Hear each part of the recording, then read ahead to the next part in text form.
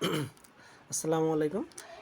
এই ভিডিওর মাধ্যমে ভোকাবুলারি খুব সহজে কিভাবে মুখস্থ করা যায় সে সম্পর্কে আমি আলোচনা করব। তো আমার কাছে মনে হয় যে আপনার যে পদ্ধতিটা আপনার কাছে সহজ মনে হবে আপনি সেই পদ্ধতি ফলো করবেন। তবে যারা নতুন আছেন তারা এই ভিডিও থেকে কিছুটা উপকৃত হতে পারেন। তো মাস্টার্স বইয়ে এমসিকিউ সিনোনিম 550 এবং অ্যান্টোনিম 350 আছে।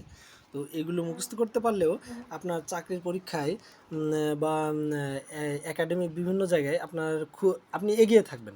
তো এর ভিতরে আপনি 20% ওয়ার্ড এমনি সহজে আপনি জানেন। ওই হেড, লাভ, হ্যাঁ, তারপরে হচ্ছে রিয়ার, এরকম অনেক ওয়ার্ড আছে যেগুলো আপনি সহজেই জানেন। তো আপনাকে যেগুলো জানেন না সেই সব ওয়ার্ড আপনাকে আলাদাভাবে একটা খাতার পেজ নেবেন। তো পেজ নেওয়ার পরে সেখানে আপনি ইংলিশ এবং বাংলাটা একবার করে পড়বেন এবং লিখবেন অ্যাকম্পানিড সঙ্গী সমেত। এতে লিখতে লিখতে আপনার একবার পড়া হয়ে যাবে। তো এই আপনি যে কয়টা ওয়ার্ড পাবেন যেগুলো আপনার কাছে কনফিউশন লাগে, আপনি জানেন না, ঠিকঠাক মনে থাকে না, সেই সব ওয়ার্ডগুলো লিখবেন। এতে দেখা যাচ্ছে আপনার বাছাই হয়ে যাবে এক প্রকার। আপনি যে ওয়ার্ডগুলো আপনার কাছে কনফিউশন হয় সেই সব ওয়ার্ডগুলো বাছাই হয়ে যাবে।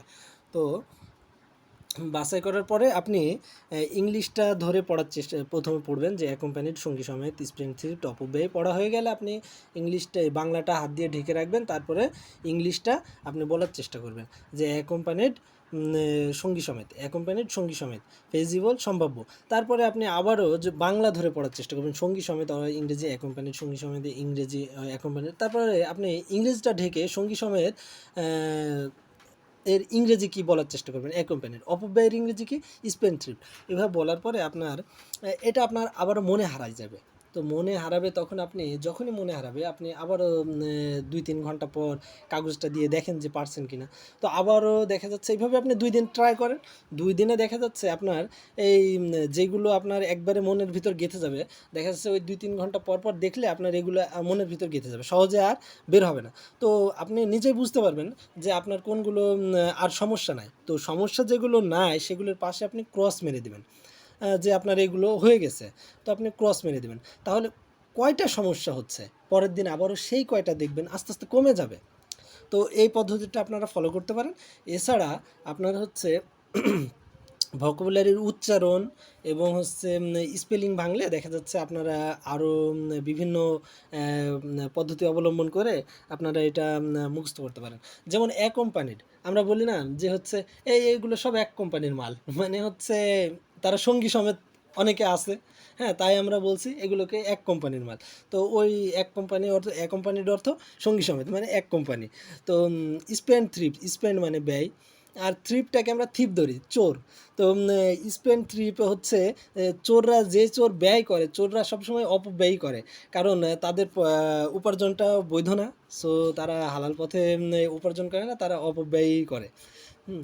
আর ইনঅ্যাটেন্টিভ হচ্ছে এটাকে আপনি ভাঙেন, প্রিফিক্সটাকে ভাঙেন, ইনটাকে বাদ দেন, তাহলে অ্যাটেন্টিভ মানে মনোযোগী। আর ইন দিয়ে আসছে, তো ইনঅ্যাটেন্টিভ উপসর্গ আসতে মনে করেন, তাহলে ইনঅ্যাটেন্টিভ অমনোযোগী।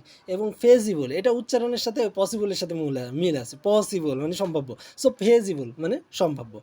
আর ক্রিপ্টিককে আপনি ধরেন কিপ্টি লোক সবসময় নিজেদের বাঁচার জন্য রহস্য করে। কারণ আপনি কোনো কিপ্টি লোকের কাছে দেখা যাচ্ছে আপনি টাকা চাচ্ছেন, তার কাছে পাবেন, এবং সে দেখা যাচ্ছে ওই টাকাটা না দেওয়ার জন্য আপনার কাছে বিভিন্নভাবে রহস্য করছে যে আমি অসুস্থ বন্ধু, আমি তো টাকাটা দিতে পারবো না, হ্যাঁ, এখন আমি খুবই অসুস্থ আছি। তো এরকম বিভিন্ন রহস্য করে থাকে, তাই কিপ্টি লোক সবসময় রহস্য করে, এটা মনে রাখবেন যে কিপ্টি রহস্য। তারপরে ভাষণ। তো মনে করেন আপনি আপনার বন্ধু রাহুলকে বলছেন যে এই তুই কি এই কাজটা করেছিস, হ্যাঁ, তুই কি এই কথাটা ওকে বলেছিস, কিন্তু সে আপনাকে কৌশলে পরিহার করার জন্য দেখা যাচ্ছে পাশ দিয়ে আপনার বান্ধবী ইভা যাচ্ছে, আর আপনি তাকে বলছেন এই ইভা শোন, তাই বলে আপনি রাহুলকে কৌশলে পরিহার করে আপনি চলে গেলেন। তো এইভাবে আপনি মনে রাখতে পারেন যে ইভা শোন কৌশলে পরিহার।